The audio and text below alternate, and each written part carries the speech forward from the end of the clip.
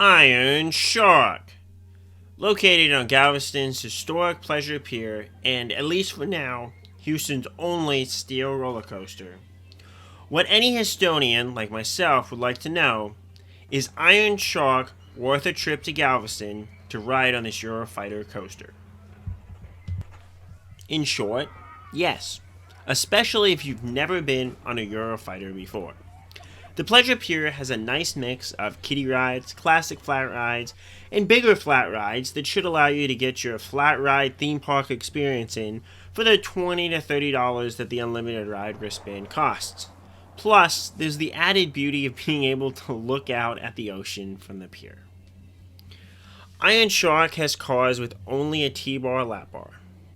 Unlike other rides where I hope I might be a little bit loose on the restraints, I was pushing my lap bar all the way down on this one, and then some. The front of the train offers better visuals and a bit of wind, though I found nothing wrong with riding the back row.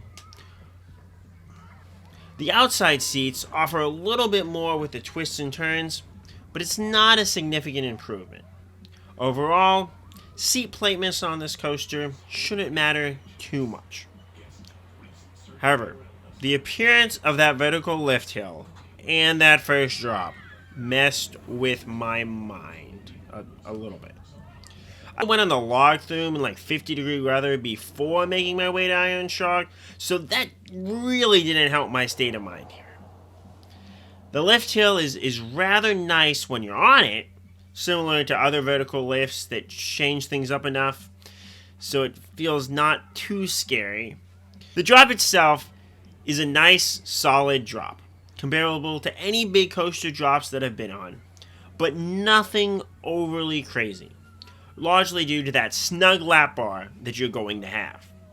As far as that floating weightlessness and dropping feeling that I have a love-hate relationship for, I got more from the peak of the swinging ship there than this beyond vertical drop. It's an intimidating gimmick for sure, but I can't wonder if a straight vertical drop would be better, or at least the same.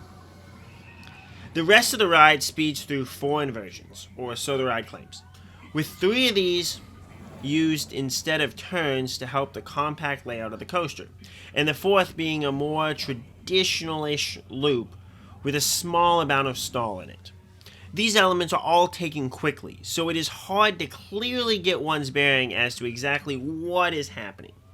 For those who love good pacing in a coaster, this would probably be seen as a plus. For me, I feel most of these elements would be a lot better taken at a slower pace.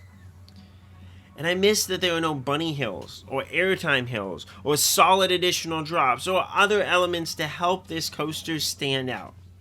I was hoping the banking twist in the middle of the ride would be a nice element, as it would likely fling those sitting on the outside row.